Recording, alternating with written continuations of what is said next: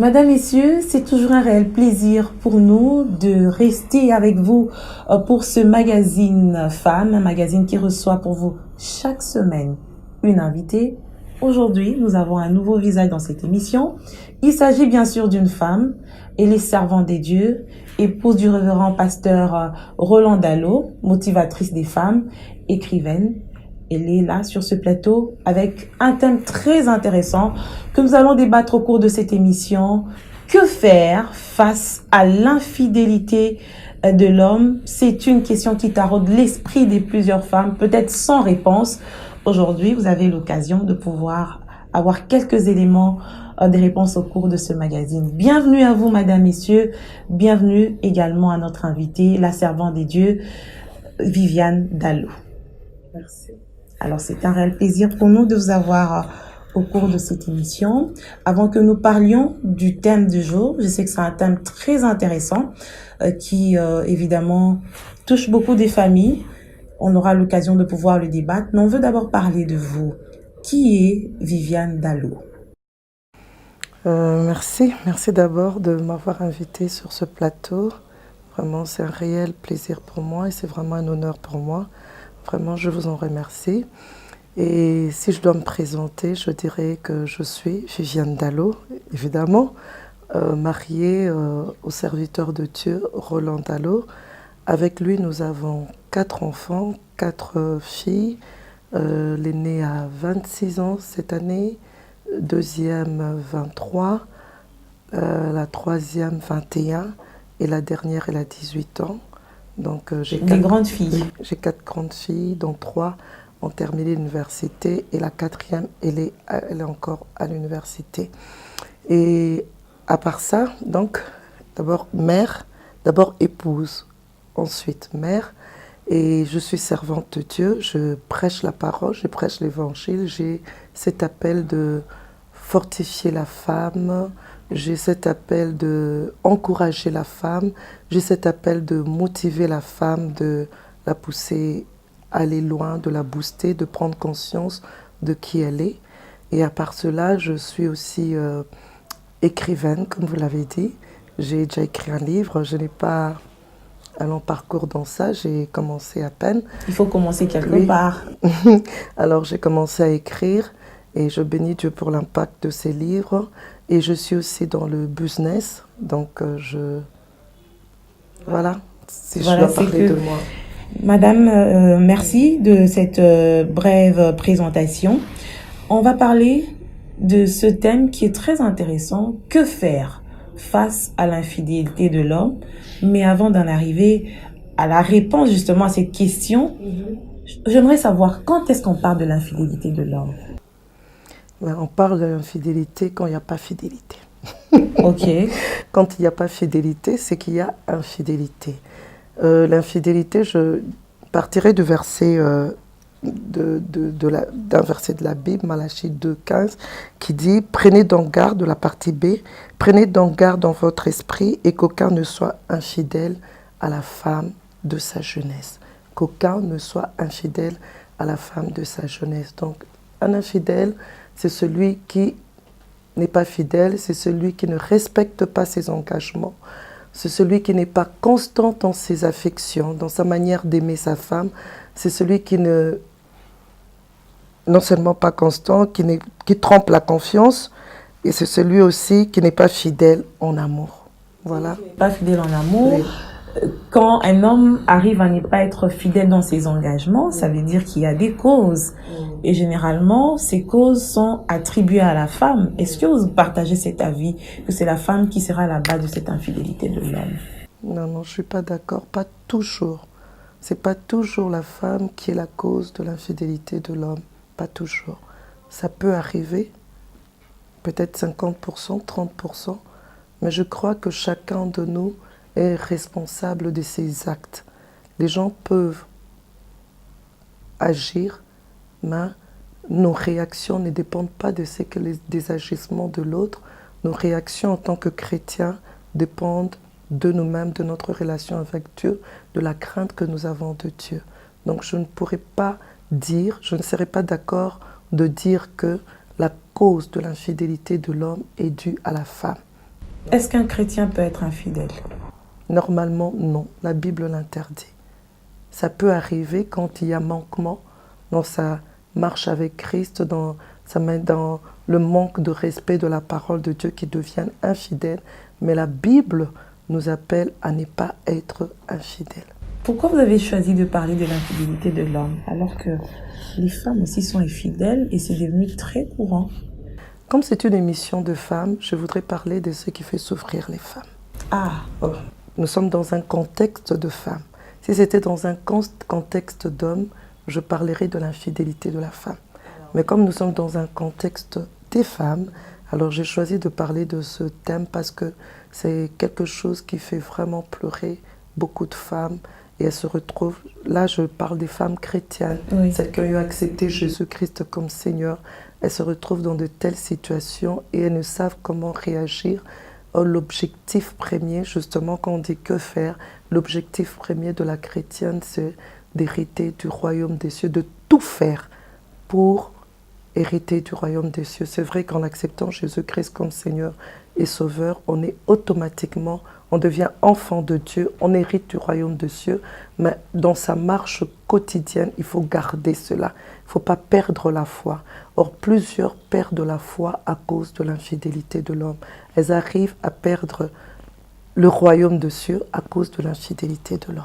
Justement, puisqu'on parle de cette infidélité, lorsqu'on se retrouve dans cette situation où l'homme est infidèle, on parle des chrétiennes d'abord ici, qu'est-ce qu'une chrétienne doit faire en premier lieu? Vous avez parlé de cet aspect où il faudrait ne pas perdre sa foi.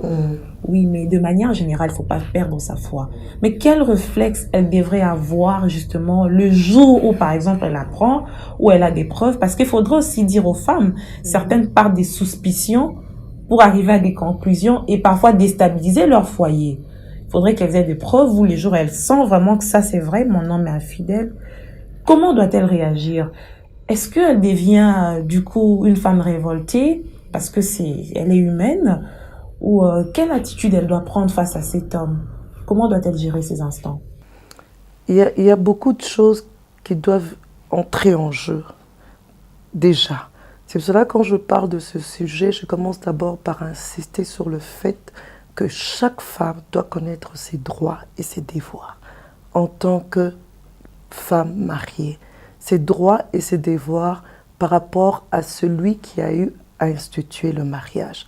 Le mariage n'a pas été institué par un homme, le mariage n'a pas été institué par le siècle présent, le mariage a été institué par Dieu. Qu'est-ce que Dieu attend du mariage?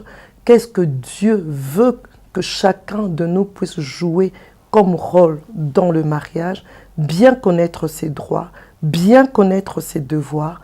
Et ça, déjà à la base, quand on a bien compris le pourquoi de ma présence dans ce mariage, la réaction, elle est différente. La réaction est vraiment différente. Ça ne veut pas dire qu'on n'aura pas mal, ça ne veut pas dire qu'on pourra en souffrir. Ça veut plutôt dire qu'on réagira, mais on réagira en faisant l'effort de rester, de réagir selon les méthodes de Dieu. Je ne pourrais être victorieuse dans ce combat que si je réagis selon les méthodes de Dieu.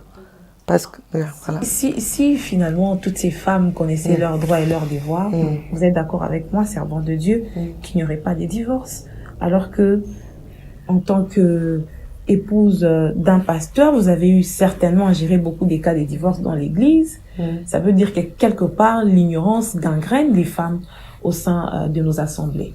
Oui, c'est vraiment quelque chose que je déplore, pour laquelle je prie beaucoup. C'est pourquoi ces enseignements, pour faire comprendre à chaque femme qu'elle doit connaître, qu'elle doit savoir à quoi elle s'engage. Parce que, par exemple, si je dois parler de mon cas, cette année, je vais totaliser 26 ans de mariage, mais je ne me rappelle pas qu'avant de me marier, qu'on m'ait parlé de mes devoirs et de mes droits selon la parole, selon Dieu, selon celui qui a institué le mariage. Parce que la femme a des devoirs vis-à-vis de l'homme et la femme a des droits aussi vis-à-vis de l'homme.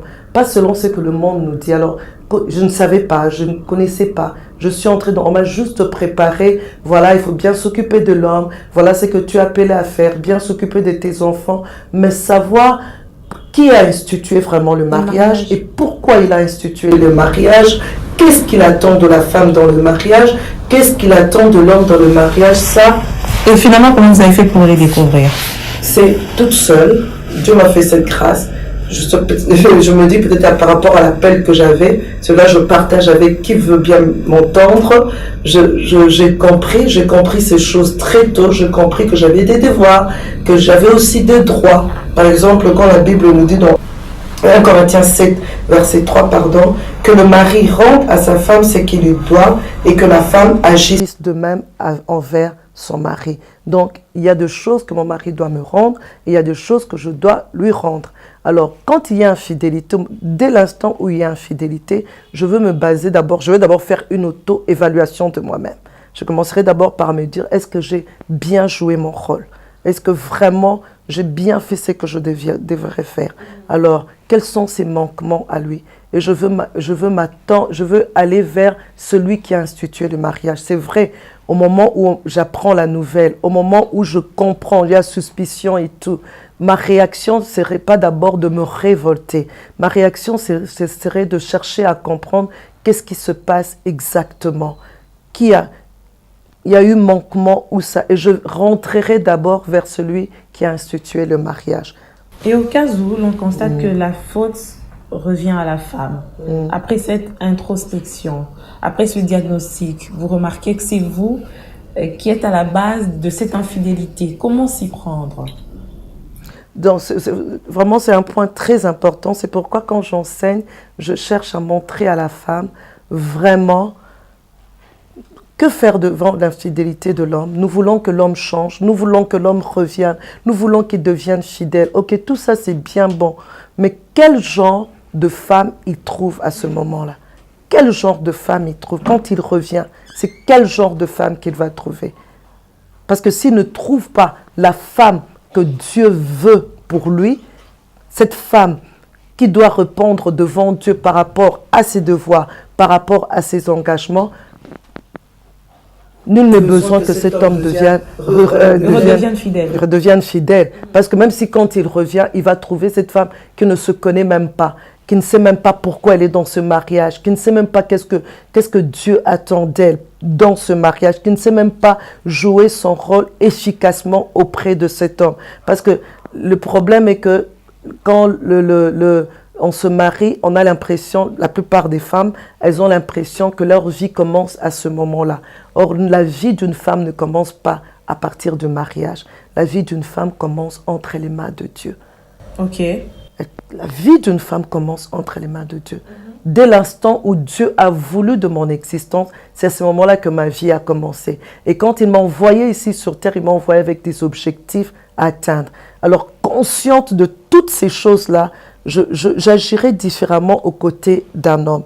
Alors, dès l'instant que je découvre que je suis la cause de cette infidélité, alors je dois rectifier mes tirs. Et au cas où c'est l'homme? Au cas où c'est l'homme, à ce moment-là, je demanderai à Dieu, je chercherai d'abord les intérêts de Dieu. Moi, j'aime bien flatter Dieu. Je sais que si je cherche d'abord les intérêts de Dieu, c'est ma force. Parce que Dieu sera de mon côté. Mais si je cherche d'abord mes propres intérêts, je voudrais que cet homme soit fidèle pour moi, soit à moi. Non, je cherche que cet homme soit fidèle à moi pour Dieu. Qu'ensemble, nous travaillons pour Dieu. Je veux qu'il soit à moi toute seule pour qu'ensemble, nous puissions servir au dessein de l'Éternel. Je ne veux pas d'abord pour moi. Alors, je vais d'abord chercher les intérêts de Dieu. Quels sont les intérêts de Dieu? Dieu veut que cet homme parvienne à la connaissance de la vérité. Dieu veut que cet homme hérite du royaume des cieux. Alors, je commencerai par dire, Seigneur, donne-moi la compassion. Donne-moi de porter le fardeau de cet homme. Quel exercice! Oui, c'est pas facile. facile. Qui vous fait du mal, vous êtes bel et bien consciente que quand il revient là, il il n'a pas respecté ses engagements par rapport à l'amour et vous demandez de la compassion à Dieu, c'est-à-dire vous devez l'aimer davantage pour prier pour lui, parce que quand on n'aime pas cette personne, quand on est blessé, quand on se sent lésé, à un certain moment, la prière n'est pas sincère. C'est quand même un grand exercice. C'est vrai, on a besoin d'aide aussi à ce moment-là. Commencez d'abord par pardonner. Vraiment pas pardonner. C'est pas... Parce que quand l'infidélité touche à l'amour propre de la femme, on se sent trahi, on se sent humilié, on se sent blessé, on se sent diminué. Vraiment, ça touche à l'amour propre de la femme. C'est ce sentiment de ma propre valeur. Alors, on a touché à cela et ça frustre énormément. Mais puisque j'ai Dieu, qu'est-ce que je dois faire à ce moment-là? Puisque je dois garder le cap. Parce que moi, il faut que j'hérite du royaume de Dieu. Moi, il faut que quand la trompette sonne, que je puisse aller au ciel. Je veux gérer les choses selon les méthodes de Dieu. Ce n'est pas toujours facile de gérer les choses selon les méthodes de Dieu. D'abord, commencer par pardonner. Par pardonner vraiment, Seigneur, aide-moi à le pardonner. Ça ne sera pas du coup, ça sera un processus. Ce n'est pas du coup, j'apprends la nouvelle, je pardonne. Non, j'aurai mal, je veux crier, je veux me révolter, mais je veux m'appuyer, je pleurais dans la présence de Dieu, je veux m'appuyer sur Dieu et je veux chercher de l'aide. Parce que toute seule aussi, peut-être que je n'y arriverai pas, mais je n'irai pas chercher de l'aide chez n'importe qui, je chercherai de l'aide sur la personne qui va m'aider aussi à ne pas perdre ma foi. Parce que c'est ce que je veux plus transmettre à la femme. Je ne vis pas par l'homme. Je ne vis pas pour l'homme, je vis d'abord pour Dieu. Quel que soit ce qui peut m'arriver dans la vie, mon objectif, que je ne perde pas la foi. C'est quand même difficile. Hein? C'est pas ce qu'on nous a toujours dit. Apparemment, vous voulez formater les cerveaux des femmes. J'utilise un terme un peu très fort aussi. C'est-à-dire que la femme doit mettre Dieu au centre de tout ce qu'elle fait. Même si c'est pour son mariage, c'est d'abord pour Dieu. Très bien. C'est quand même... Moi, je sais que quand je me marie, c'est une étape de la vie qui arrive. Je me marie parce que je dois me marier. À un certain moment de la vie, je dois tomber sur l'homme de ma vie. Mais que vient faire Dieu dans ce que je veux faire là? Justement, c'est une grosse erreur. C'est pourquoi nous, les femmes, nous souffrons terriblement. Puisque la société, je vais utiliser votre mot, fomenté. La société nous a fomenté à croire que tout tourne autour de l'homme. Non, pour ma vie, tout ne tourne pas autour de l'homme. Tout tourne autour de Dieu. C'est Dieu qui a institué le mariage. Donc, s'il y a mariage, c'est parce que Dieu l'a décidé. Donc, tout tourne autour de Dieu. S'il y a enfant, c'est parce que Dieu l'a décidé. Si j'existe, c'est parce que Dieu l'a décidé. Donc, tout tourne autour de Dieu. Quand je prends l'homme, je suis en train de boire... Quand je mets l'homme au centre de ma vie, je suis en train de boire dans une citerne crévassée. Donc, vraiment, je ne profiterai pas. Mais quand je mets Dieu au centre, là, je suis vraiment satisfaite. D'abord, je suis satisfaite. Okay. J'existe pour une raison valable. Je n'existe pas d'abord pour le mariage. Je n'existe pas d'abord pour les enfants. J'existe d'abord pour Dieu. Et même en comprenant ces choses, je rends les choses faciles pour mon mari. Et si on faisait un petit recul en amont, cette femme qui a déjà compris comme vous, et comme moi qui comprends aussi davantage aujourd'hui grâce à ce que vous dites, gloire à Dieu. Merci beaucoup. Cette femme qui met Dieu au centre de sa vie avant qu'elle ne se marie, peut-elle tomber sur un homme infidèle? Bon, du coup, je répondrai, la bénédiction de Dieu ne s'accompagne d'aucun chagrin. Si avant de me marier, je consulte Dieu, je sais que celui qui a institué le mariage, je sais que je n'existe pas par hasard. Et mon choix, je peux me tromper selon moi, selon mes choix. Alors je vais associer Dieu chaque fois quand il s'agit de choisir pour être sûr que quand je choisis bien, je me marie à la bonne personne. Puisque c'est le Dieu tout-puissant. Je ne sais pas, prendre le mot puissant dans tout son sens. Et quand on ajoute tout devant, donc j'ai affaire au Dieu tout-puissant qui a dit, l'homme quittera son père et sa mère et s'attachera à sa femme. Donc, ça signifie que pour chaque femme, il y a un homme qui est appelé à quitter son père et sa mère pour s'attacher à sa femme. Donc, Dieu qui fait les choses, il les fait bien. Je suppose chrétienne se mariera à un chrétien. Or, ça arrive, la chrétienne se marie à un païen. Parce que justement, elle marchande sur les méthodes de Dieu. Elle marchande sur les principes de Dieu. Elle n'y croit pas tellement. Pas comme vous l'avez dit, qu'est-ce que Dieu vient faire dans cette histoire? Qu'est-ce que Dieu vient faire dans cette histoire? Mais justement, c'est lui la pierre maîtresse, vraiment pour bien choisir la pièce maîtresse pour réussir, la pièce maîtresse pour vraiment avoir ce lolango-là, cet amour-là. Oui, c'est l'amour, évidemment. C'est vraiment l'amour. Dieu est amour. L'homme tombe amoureux de moi et on se décide de nous marier, justement. Lorsque vous lisez, si je dois rentrer encore dans la parole, lorsque vous lisez la parole de Dieu dans Genèse 2, à partir du verset 18, c'est Dieu qui fait le constat. Aucun homme n'a eu à faire ces constats. C'est Dieu qui fait un constat. Il n'est pas bon que l'homme soit seul. Donc, personne ne peut dire, non, mais c'est moi qui tombe amoureuse, et c'est moi qui aime, c'est l'amour. Mais le départ, la genèse, d'où ça vient tout ça? Quand on a compris d'où ça vient, on sait savoir comment avancer. C'est lui qui a fait le constat. Et il a fait le constat, en faisant le constat, il n'agit pas directement. Il va vers l'homme, il demande à l'homme, verset 19, quand vous allez dans la suite, il va vers l'homme et il demande à l'homme de mettre chaque animal en couple, chaque animal plutôt en couple. Alors, quand l'homme commence à mettre chaque animal en couple, qu'est-ce qu'il constate? Qu'il est seul. Alors, et vous verrez qu'au verset 19, si je ne me trompe pas, Dieu dit « alors ». Au moment où l'homme constate, alors Dieu entre en action.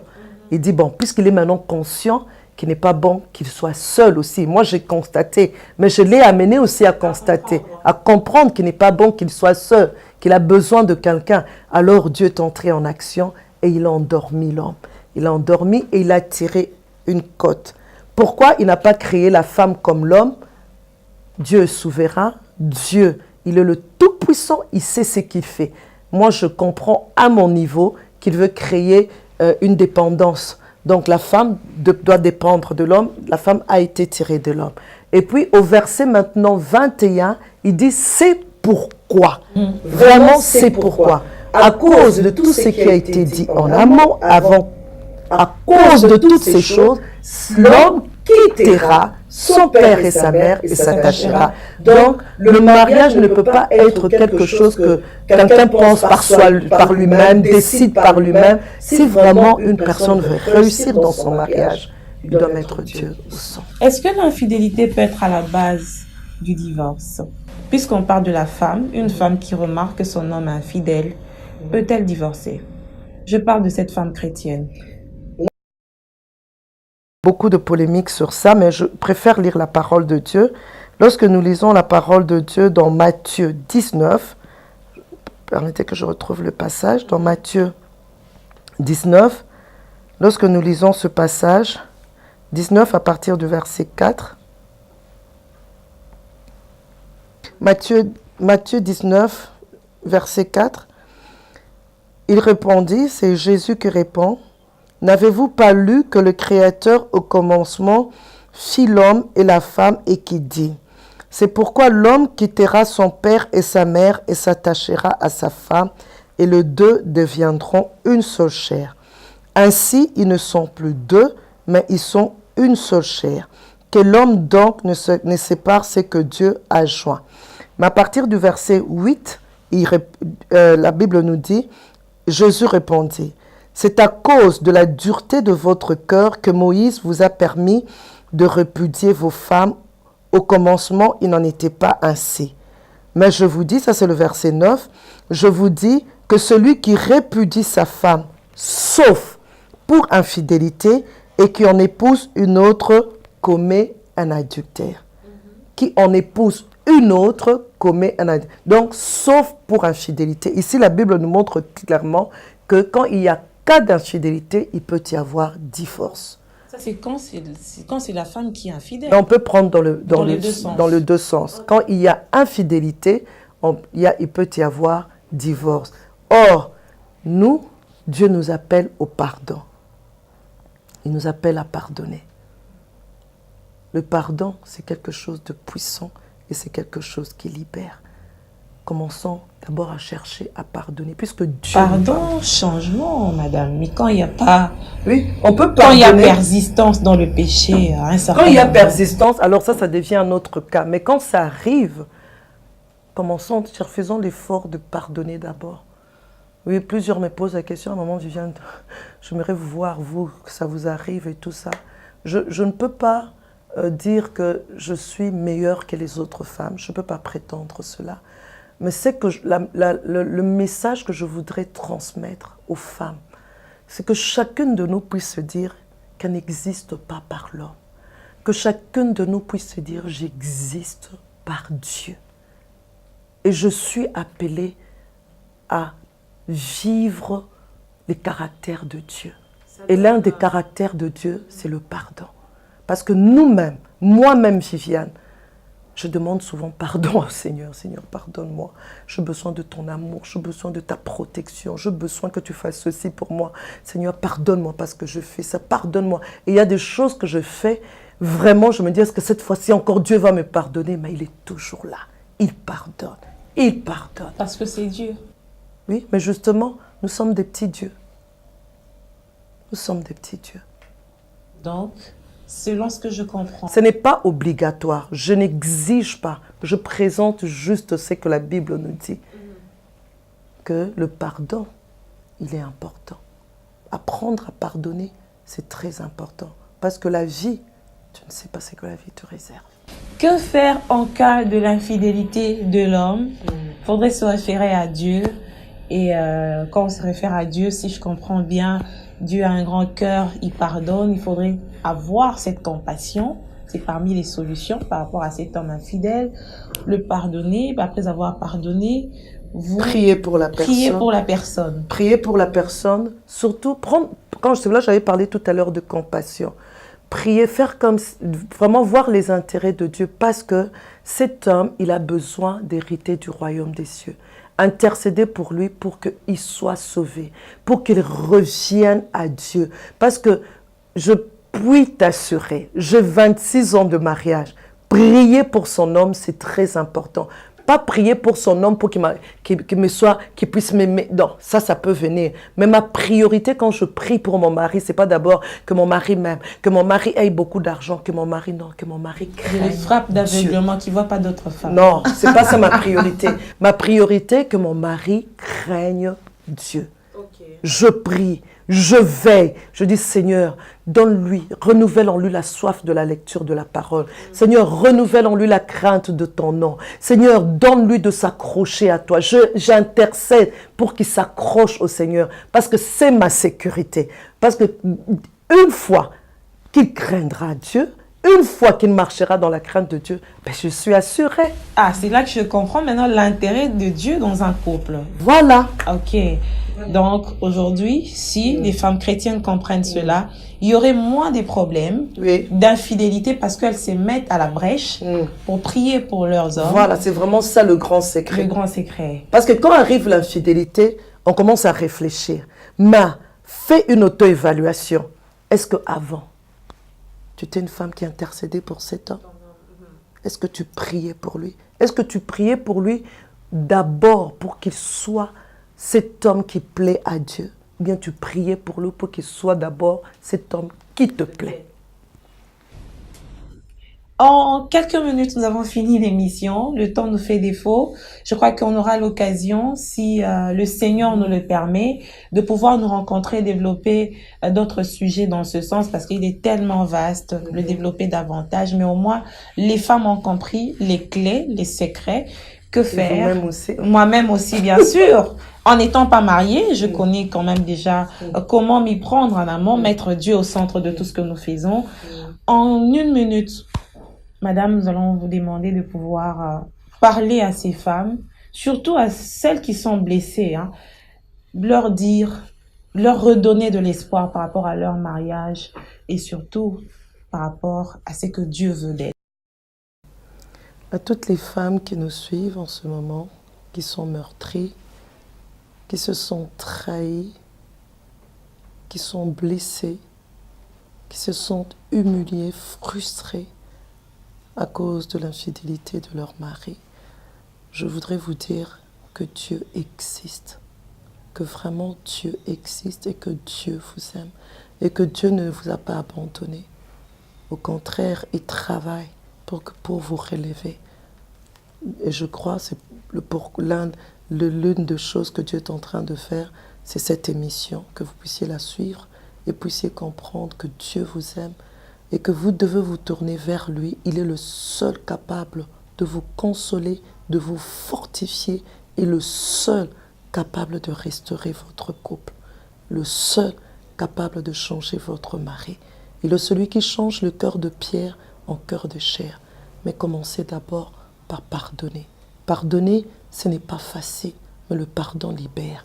Et Dieu peut vous rendre capable de pardonner parce qu'il est celui qui crée en nous le vouloir et le faire. Il peut vous rendre capable, mais à la seule condition, si vous croyez en lui et si vous le lui demandez, que le Saint-Esprit vous console et vous fortifie. Que faire face à l'infidélité de l'homme, madame, messieurs, chrétiens ou pas? Vous avez quand même eu des éléments, des réponses avec la servante de Dieu, madame Viviane Dallot, qui a été notre invitée de ce jour.